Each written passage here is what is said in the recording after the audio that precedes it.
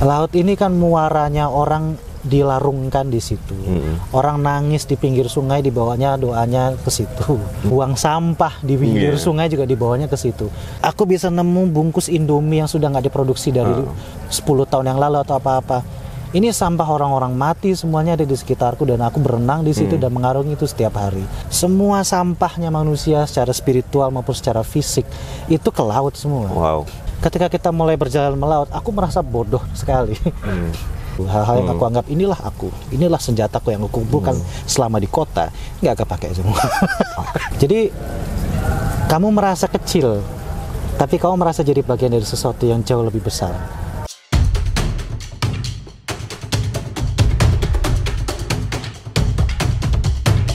Mengupas ragam cara berkelanjutan dalam kehidupan. Saya Kiki Nasution, inilah Sabda Bumi. Renungan untuk peradaban. Ada istilah tremendum et fascinans, artinya adalah menakutkan sekaligus mengagumkan. Sebuah arti yang paling tepat untuk menggambarkan dualitas alam. Tetapi ketika mendengar istilah ini, satu elemen alam yang langsung terlintas dalam benak saya adalah laut. Laut seperti sebuah misteri besar di bumi ini yang tidak akan pernah terpecahkan. Bagaimana berdamai dengan keagungan laut? Dan apa yang bisa kita pelajari untuk memperkuat hubungan spiritual dengan alam? Kali ini saya bertemu dengan Raka Ibrahim, seorang seniman, penulis, dan juga pelaut amatir. Kita akan membahas pelajaran-pelajaran yang ia dapat selama berbulan-bulan melaut untuk menemukan perspektif baru akan makna hubungan manusia dengan alam. Halo semua, kembali lagi di Sabda Bumi. Kali ini kita di halaman 7 di sebuah kebun oase di tengah Jakarta. Kali ini kita ketemu Raka Ibrahim, seorang pelaut dan juga seniman. Kira-kira, oke. Nah, episode kali ini menarik sih. Maksudnya kan selama ini Sabda Bumi membahas tuh selalu hubungan ke hutan dan membahas alam secara darat gitu kan. Nah, kali ini kita berada di teritori yang berbeda dan semoga ini jadi katalis untuk Sabda Bumi membahas sebuah teritori yang baru lah gitu kan, yaitu laut. Maka kali ini kita akan bahas laut dan hubungan manusia secara spiritual ke laut juga, dan cerita-cerita menarik yang ditemukan seorang Raka Ibrahim selama melaut. Sebelum kita bahas tentang laut, lu sehari-hari ngapain sih? Kan banyak nih yang lo lakuin ya. Pertanyaan yang sangat bagus. Sehari-hari latar belakangku sebetulnya penulis. Awalnya wartawan, sempat jadi pekerja sosial juga, kemudian nulis. Tapi paling lama dan paling awet itu memang dari dulu di industri musik, di dunia kesenian. Dan sekarang terjebak menjadi pelaut. Kan gue tahu lu kan awal itu ya lu cerita tentang perjalanan melaut gitu kan dengan Arka Cinaria gitu. Yeah. Mungkin sebelum bahas di lautnya sendiri, lu awal mulai bisa terekspos dengan laut dan menemukan arti hidup di laut itu gimana sih? Perjalanan lu bisa akhirnya ke sana? Gara-gara aku mengalami krisis moral, Pak. Oke. Elaborasi. Serius. Jadi pada waktu itu aku sebenarnya kan selalu hidup selalu bahagianya itu di dunia kesenian, dunia musik sebetulnya. Termasuk sekarang akhirnya bermusik juga. Cuman pada waktu itu kerjanya memang sebagai wartawan. Oke. Kerja di kota, aku kerja ngantor sejak umur 16. I never had a break. I never really had. Aku nggak pernah punya apa yang orang sebut tahun santai atau off year gitu, nggak ada gitu kan. Jadi aku merasa masa aku gini seumur hidupku gitu, dan ini di kantor aku mengalami masalah krisis moral lagi, dan karena nggak enak dong kau bekerja sebagai wartawan, maksudnya kan untuk mengangkat cerita-cerita orang yang belum terangkat atau misalnya menyumbangkan platform kepada mereka, tapi malah dibajak oleh pihak yang tertentu, nggak nyaman lah. Dan pada waktu itu kebetulan dapat kabar bahwa Arka Kinari sudah masuk Indonesia dan sedang mencari kru untuk tahun ke depannya.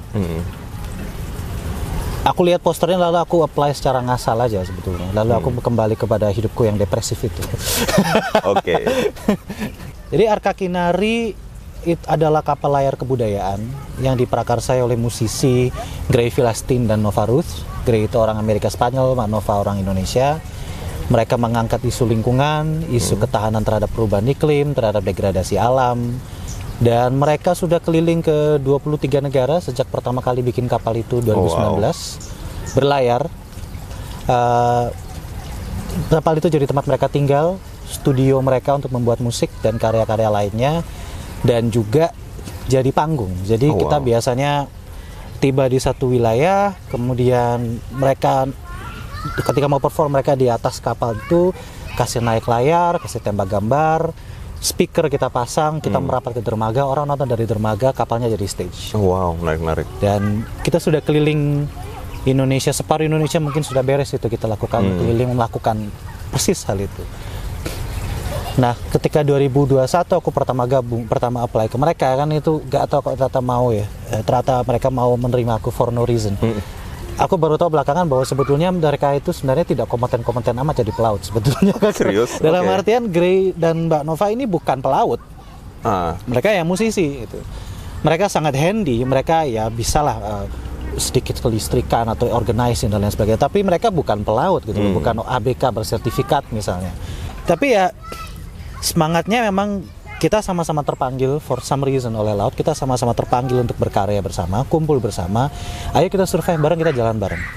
Ya aku izin sama ibuku, aku bilang, Ma, aku mau berangkat, ini berlayar, begini situasinya, aku volunteer, aku mau melakukan ini untuk mencari kebahagiaanku sendiri. Mungkin ini salah satu momen di mana aku secara terang-terangan dan secara sadar melakukan sesuatu untuk diriku dulu. Terus reaksi nyokap lu gimana? Kata ibuku, kalau andaikan mama ada di posisi kamu, pasti mama sudah berangkat. Wow. Dan pada waktu itu, karena memang dari kecil aku pergumulanku itu dengan isu spiritualitas, ketuhanan. Yang disampaikan ibuku waktu itu adalah, semoga ketika kau melaut, kau bertemu Tuhan. Ya sudah, amin, berangkat. Berarti lu di laut tuh udah berapa lama ya, Kak? Mungkin selama 2021, 2023, mungkin selama 3 tahun terakhir ya, 2 tahun lebih terakhir. Kurang lebih menghabiskan waktunya itu di laut. Spend a lot of the time. Kalau dibilang di laut ya gimana ya, karena kan kita bukan kapal tanker atau gimana. Lebih tepatnya aku lebih suka ngomongnya I spend most of my time touring lah. Oke. Karena logikanya kan kayak tour band gitu. Oke, iya sih. Tapi kebetulan aja caranya gini. Gimana caranya? Iya, oke. Terus istilahkan mereka itu slow touring. Alright, siap. Mungkin ini benar bagi semua pelaut ya, entah itu angkatan laut atau nelayan atau orang yang kerja di kapal dan lain sebagainya. Pasti mereka relate dengan pernyataan saya berikut ini. We wish the whole world works like a boat. Alright. Like a crew on a boat. Oke. Andai kan seluruh dunia ini bekerja seperti kru kapal. Karena begini, kau di laut dan kami ini di Arka Kinardi kami pelayar, jadi kita nggak kayak nyalain mesin lalu kayak asik kita ngopi. Ya emang kita ngoperasikan layar, angin pindah dikit kita ambrol gitu kan. Ya kita at watch at all times. Dan kapal kita kecil, nggak gede, kru kita cuma 6-8 orang.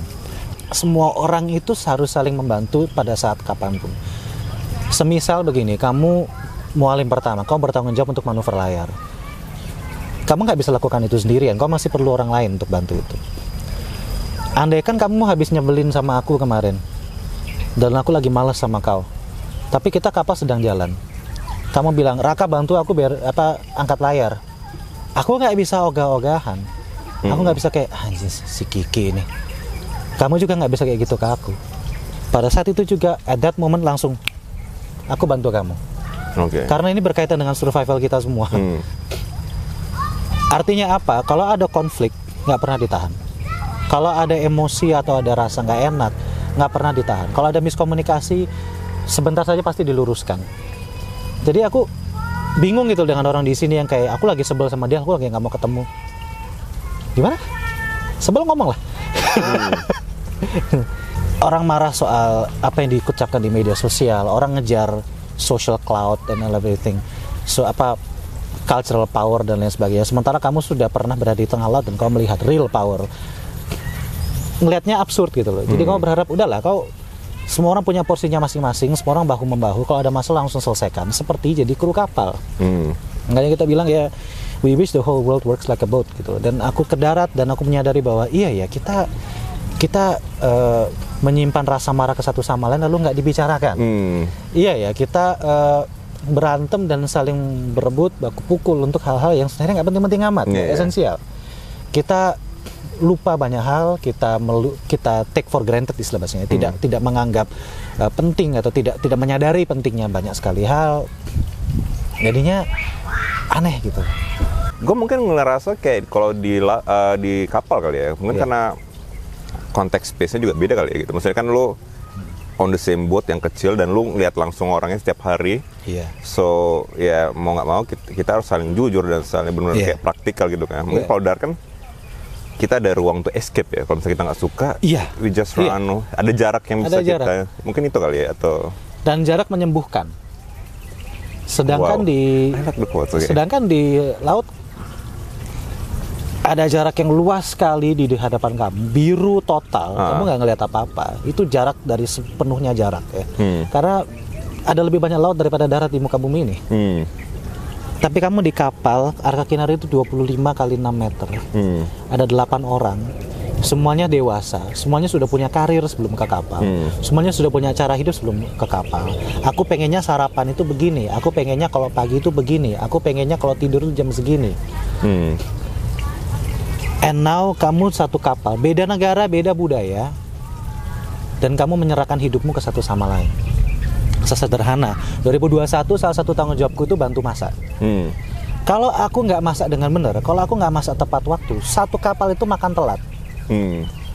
Bahkan bisa jadi nggak makan. Artinya apa? Kami harus percaya 1000% ke satu sama lain.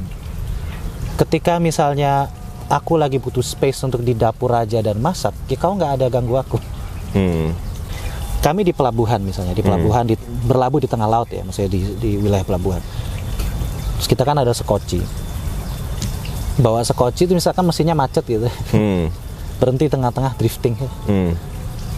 Pasti nggak nyampe 5 menit akan ada orang dari kapal sebelah yang ngelihat kami turun bawa sekocinya, atau sekoci lewat nanya, ada apa? Kalian perlu dibantu? Kalian perlu kita deret sampai ke kapal kamu itu misalnya. Itu pasti. Sekarang kamu nyetir, pinggir jalan ada mobil mogok, kau berhenti nggak? Ada orang dan nuntun motornya, kau berhenti nggak? Bahkan kau berhenti untuk nawarin air putihmu atau nggak? Nggak kan? Di laut pasti dibantu.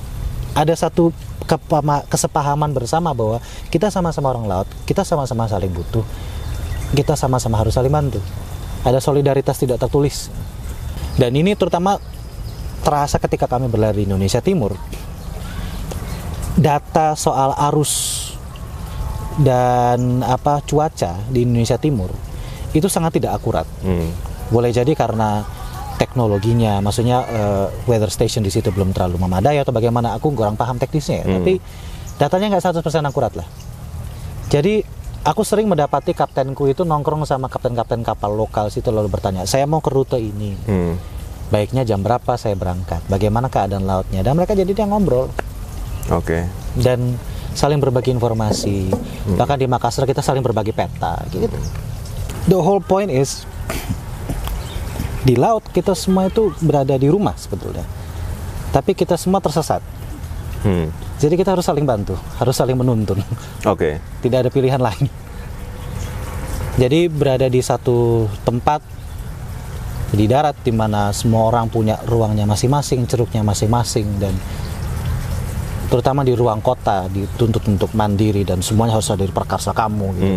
Itu jadi ganjil buat kami, buat aku juga, karena kami terbiasa hidup dalam situasi di mana kamu nggak mungkin bisa melakukan semuanya sendiri. Elemen-elemen itu gimana ngebentuk lo sih kayak di kehidupan sehari-hari gitu loh? Ada yang berubah nggak gitu ketika lo setelah melaut ini?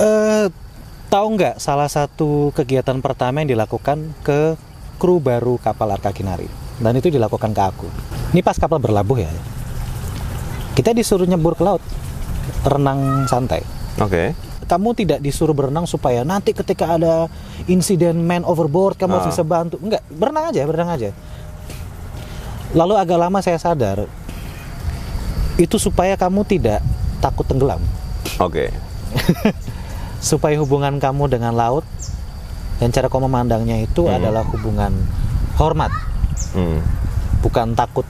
Karena ketika kamu takut, kamu meliankan, kamu melihatnya sebagai sesuatu yang lain, lian, jauh dari kamu, othering, istilah bahasa Inggrisnya, aku nggak tahu bahasa Indonesianya, sorry.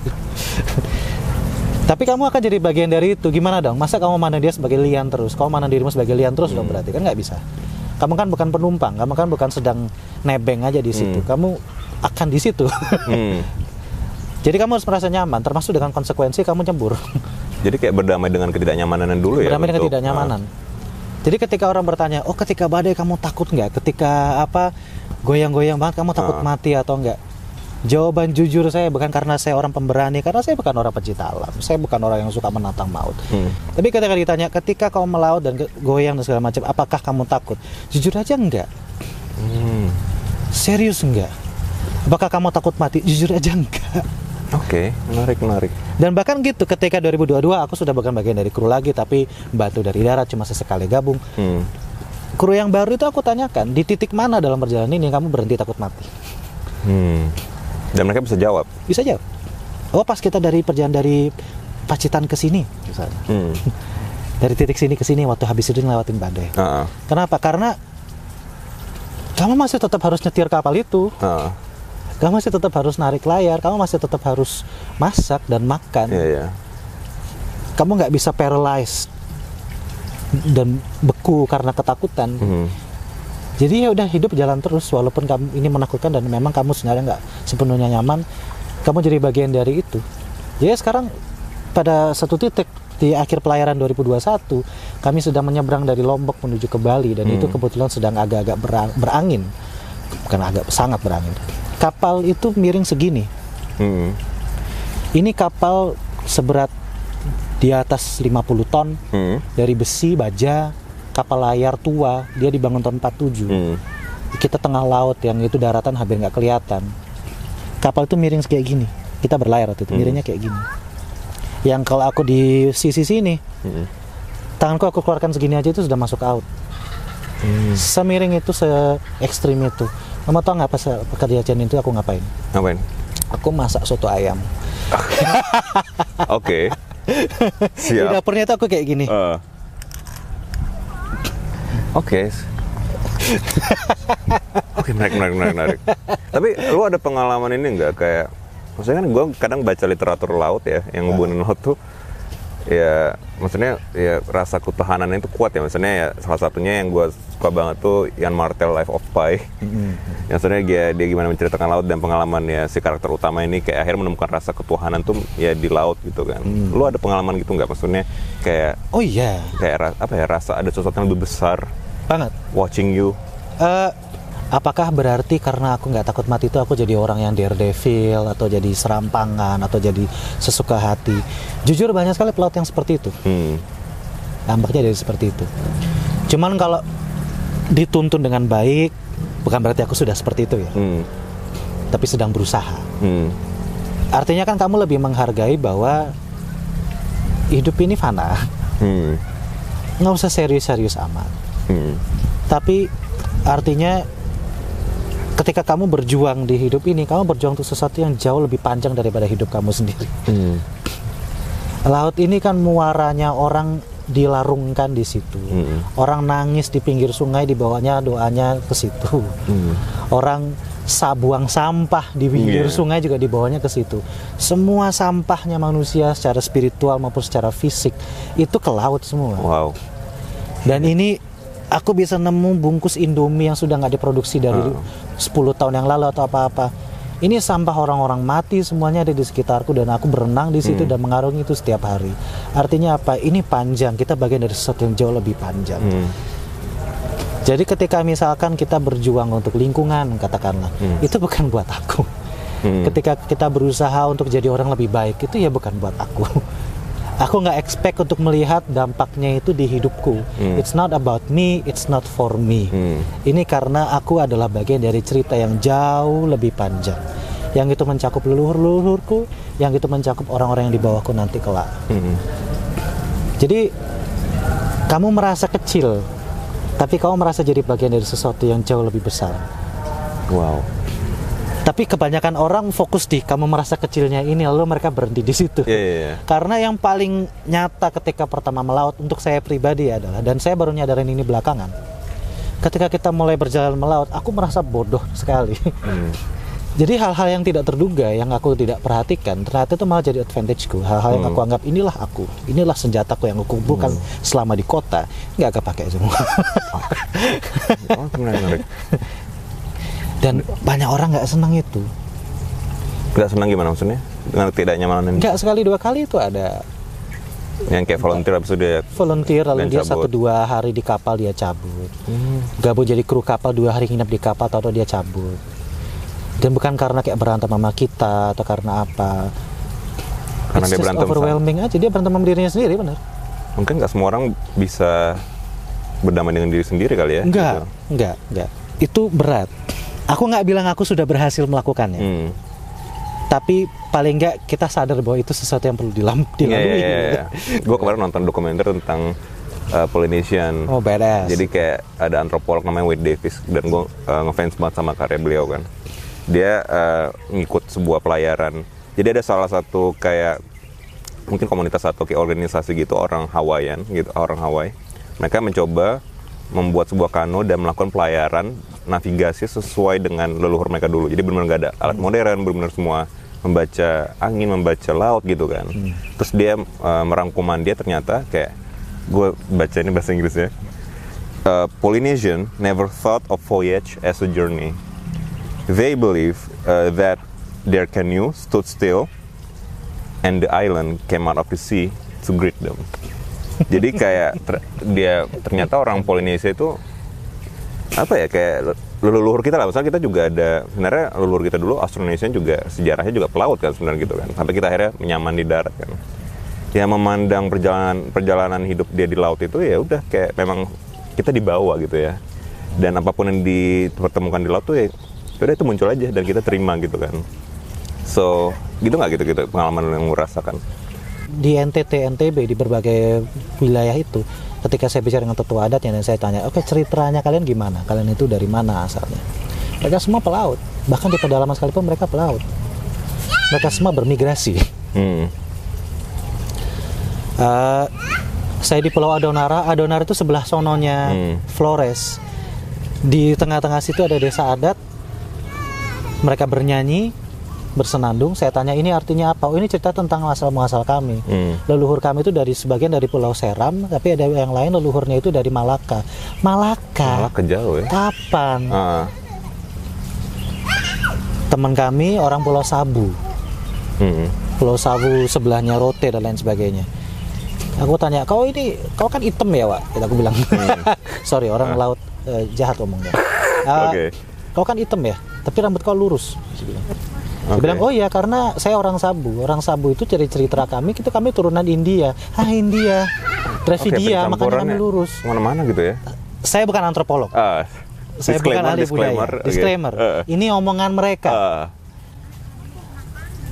Saya di Flores Barat, orang Manggarai. Saya ke desa Todo. Terus saya bermalam di desa Bum. Saya tanya, kalian orang mana aslinya? Oh, kami orang Minang. Aslinya terbawa laut, terseret ombak kemari. Narasi mereka itu semuanya itu narasi migrasi. Saya tanya orang Sumba, kok asli mana?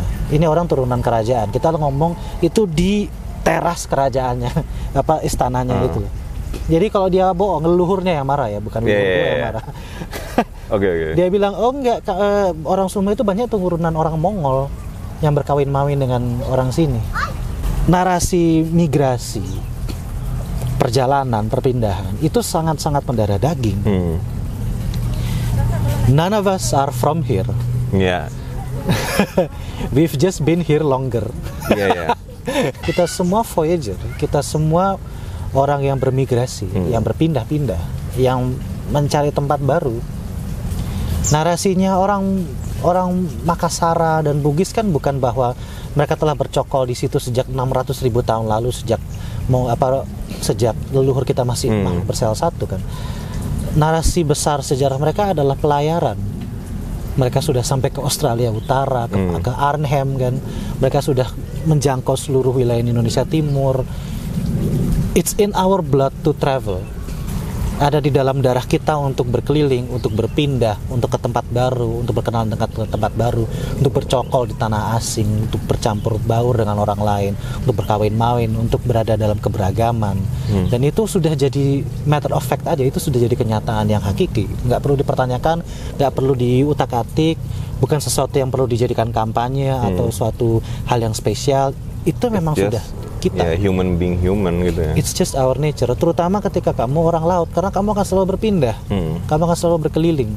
Apa sih yang kita cari sebagai manusia, Kak, dari perspektif lo gitu? Uang dan harta. Pragmatis banget ya gitu. Tadi berharap philosophical nih. Oke. Ya itu tapi juga. Tapi gini. Ketika aku tanya kenapa leluhur kau cabut dari barat atau dari Seram atau dari Manggarai atau dari wherever that is. Ini semua masyarakat pesisir dan adat yang aku tanyakan ke mereka ya. Dan ini ucapannya mereka, bukan saya yang bicara. Terutama di timur, di NTT. Leluhur kami pindah ya karena kami mencari tempat yang lebih layak untuk hidup. Kita mencari ruang-ruang hidup dan yang lebih pas untuk kami. Mungkin ada yang melarikan diri dari pemerintahan yang represif, mungkin ada yang melarikan diri dari bencana alam, mungkin ada yang berpindah atau perubahan iklim. Tapi ada alasan yang lebih filosofis yang aku dapatkan di Palu. Lucunya, tolong teman-teman Kaili koreksi saya kalau ternyata ini tidak sepenuhnya akurat. Cuman kalau ternyata ini salah, jangan komplain ke saya. Tolong warga Kaili komplain sama orang kerajaan lu. Karena ini dikasih taunya pas aku lagi duduk di Souraja di Palu, itu kayak istana mereka. Dan yang ngomong ini orang keluarga kerajaan. Dia iseng gini. Dia nanya ke aku karena dia tahu aku pelaut. Dia sudah ketemu kapalnya, sudah datang ke kapal. Dia tanya, asli mana Kak? Itu pertanyaan yang selalu nyebelin buatku. Karena aku lahir di Surabaya tapi kecil doang di situ. Aku tumbuhnya itu di Bandung tapi lamanya di Jakarta. Jadi kan amburadul. Aku nggak bisa bahasa Jawa tapi ngomongku medok. Aku selera masakanku, aku suka makanan Sunda tapi gimana gitu kan. Nggak paham. Itu pertanyaan paling tricky buat. Terus dia bilang, kok berarti kamu salah kaprah, kata kawanku ini, yang dia orang di kerajaan Palu.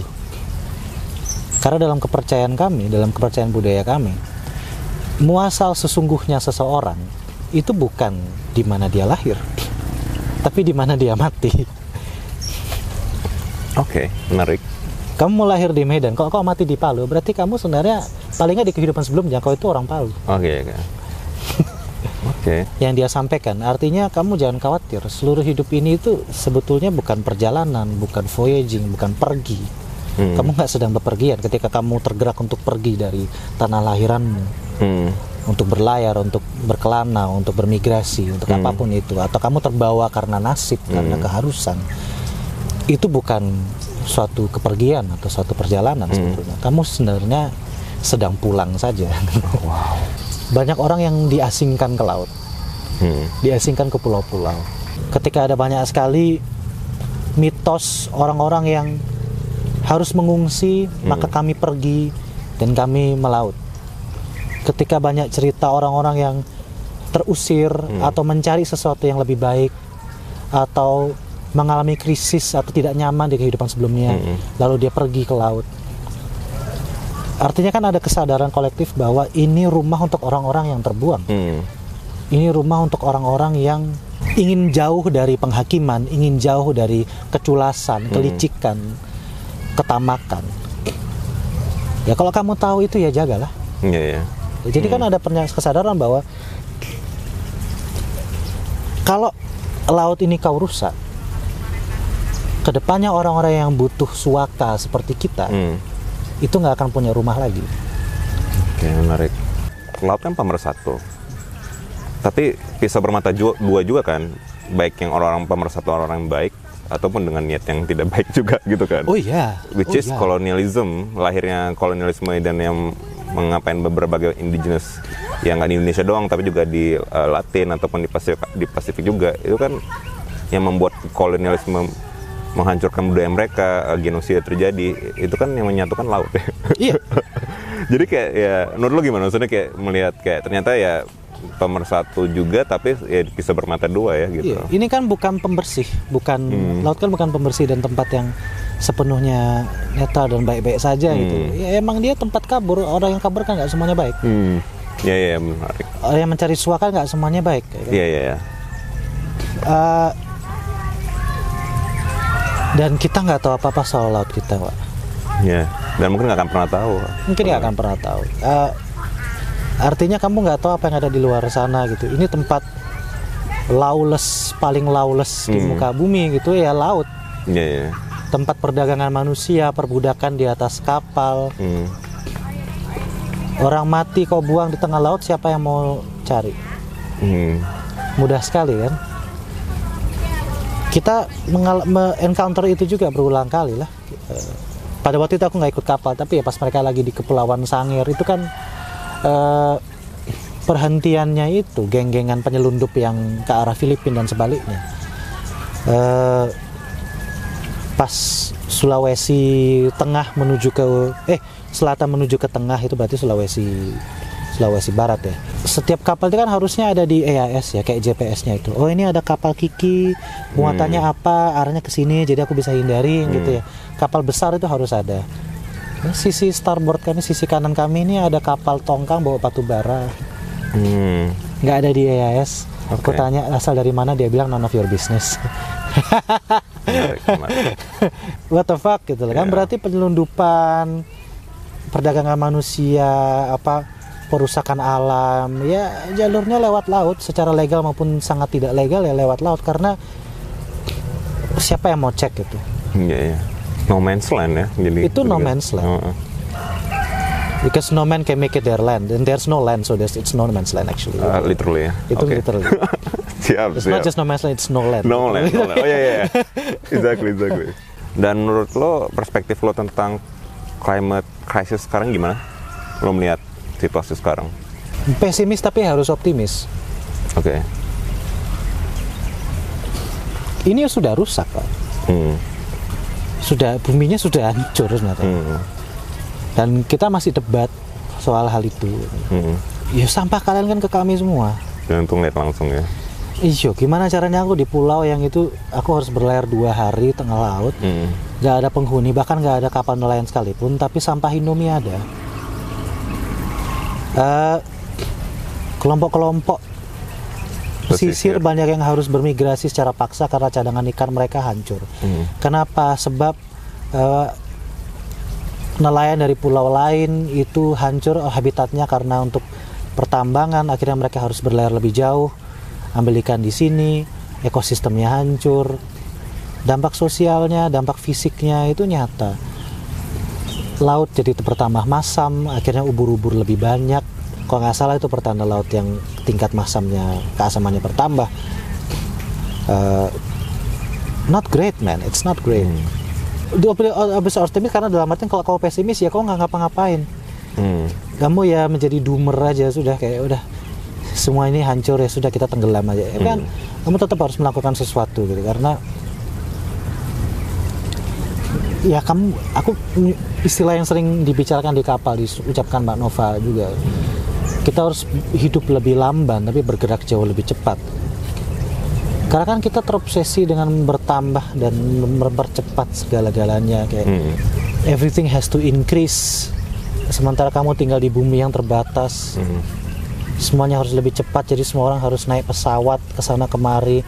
Kau pikir itu aftur dari mana gitu, kau pikir itu jejak karbonnya bagaimana. I mean, we tour, kita 6 bulan tour gitu bisa berapa puluh titik, tapi karena kita naik kapal ya paling dapatnya berapa kota kan, berapa wilayah pesisir. Tapi itu sengaja kita naik kapal, kita atur waktu berangkat sesuai dengan kapan waktu musim anginnya, supaya kita bisa mayoritas pakai angin. Ya tentu ada mesin karena untuk masuk pelabuhan secara legal harus pakai mesin ya, tapi kita 90% pakai angin. We have to do something. We have to change something. Tapi ya di sisi lain sebetulnya ya kita sudah mendorong bumi jauh dari limitnya. Kalau tambah panas udaranya dan tambah mencekik udaranya, di kota kalian bisa masuk ruangan ber-AC. Di luar kota kan nggak bisa, di laut nggak bisa. Atau masyarakat pesisir dan apa gimana? Masyarakat pesisir nggak bisa. Ketika laut naik, masyarakat pesisir kan yang habis duluan rumahnya. Pesimis karena ya the reality of it is it's way too much, man. Tapi optimis dalam artian kita tetap harus melakukan sesuatu. Membuat perubahan kok, mengurangi penggunaan plastik itu. Membuat perubahan kok, berusaha untuk bereksperimen lebih besar dengan menggunakan energi yang renewable.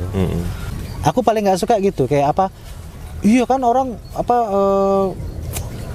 masih pakai tenaga surya gini, itu baterainya emang dari mana, kan tetap nikel, tetap tambang, bla bla bla. Ya udah, terus alternatifnya apa? Buat mereka bilang ya udah berarti lu tinggal aja di hutan. Dengan kondisi bumi yang seperti ini, looks like you will gonna have to live in hutan. Nggak mau kan? Terus gimana? Jadi kamu doomer aja. Yang penting kita tetap hidup, yang penting kita cari duit aja, nggak usah receh, nggak usah SJW. Fuck that. Hal-hal kecil yang kamu lakukan untuk bikin perubahan itu matter, karena itu menunjukkan bahwa paling nggak kamu peduli. Apakah hal kecil yang kau lakukan secara individu itu cukup? Ya enggak lah. Tapi itu matter. Oke Kak, ini mungkin pertanyaan wajib. Are you ready? Suatu pertanyaan yang selalu kayak ciri khas Sabda Bumi lah gitu. Kita tanya ke semua speaker kita. Karena menurut kami ya ini kayak the only solution to kita bisa connect sama dan mempertanyakan kembali eksistensi kita sebagai manusia itu sendiri kan, dan hidup seimbang, yaitu cukup. So I wanna ask you, apa arti cukup bagi seorang Raka Ibrahim? Aku karena merasa absurd gitu ketika orang bilang apa arti cukup. Cukup adalah ketika begini, cukup adalah saat begini. Untuk dapat cukup aja kau harus minta. Kamu harus menjangkau dan melebihkan gitu. Aku kadang merasa itu ganjil gitu. Paradoksikal lah. Kenapa aku bilang eling dan waspada? Mungkin lebih ke arah kamu sadar kamu siapa, kamu sadar kamu di mana, kamu sadar perananmu, kamu sadar jejak apa yang perlu kamu torehkan dalam perjalanan panjang semesta alam aja. Oke. Ini gitu, di antara jajaran leluhur-leluhur inilah ya. Dan kamu memainkan peranan itu dengan baik aja. Banyak orang, aku sebel banget dengan narasi menikmati menjadi mediocre. Menurutku itu pesimis dan buruk sekali itu. Kayak, bukan mediocre sih, tapi memahami perananmu seberapa. Masanya kan semua orang pengen jadi segala-galanya, dan ketika mereka sadar bahwa itu absurd, mereka bilang ya sudah kita jadi mediocre saja. Biasa-biasa saja gitu. Itu kan buruk banget sebenarnya. Itu nggak oke sebenarnya. Menurut saya. Ya cukupkan aja gitu. Kamu di mana peranannya? Aku nggak bisa jadi jurnalis dan aktivis dan organizer lapangan dan demonstran sekaligus dan menjalaninya seumur hidupku. Buyar aku. Oh, aku wartawan. Ya udah, aku wartawan aja misalnya. Aku lakukan dengan sebaik-baiknya. Ada jatuhnya orang lain kok untuk jadi yang demonstrannya. Ada jatahnya orang lain kok untuk jadi ya nggak rakus aja gitu. Cukup itu adalah ketika kamu tahu perananmu dan kamu menjalankannya dengan sebaik-baiknya. Dialog dengan Raka membuat saya sadar bahwa pada akhirnya keterkaitan antar semua elemen yang ada di alam semesta ini sudah mutlak. Selama ini banyak dari kita melihat laut sebagai sesuatu yang mengerikan dan asing. Padahal narasi perjalanan manusia dari era terdahulu disambungkan oleh laut. Laut sering sekali juga dilihat sebagai pembatas dan pemisah. Tetapi, seperti kata Mbak Ruth dari Arka Kinari, laut juga sebagai pemersatu.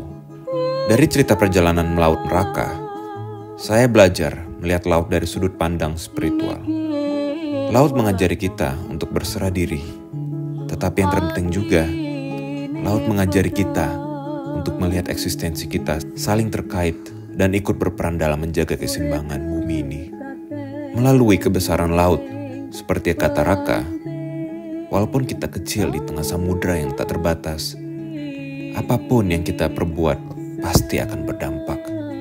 Sekecil apapun aksi kita menjaga alam ini, sudah cukup memberikan makna.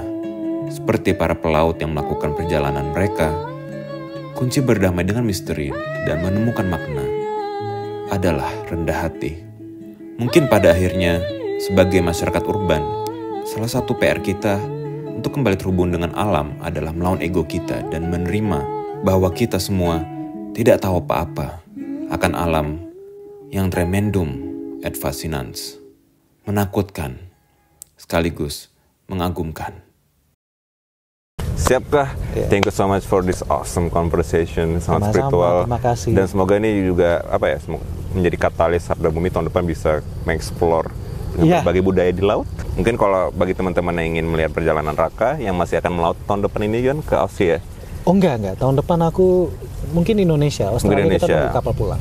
Oke. Ya bisa langsung follow Instagram Raka di Raka Ibrahim ya. Enggak.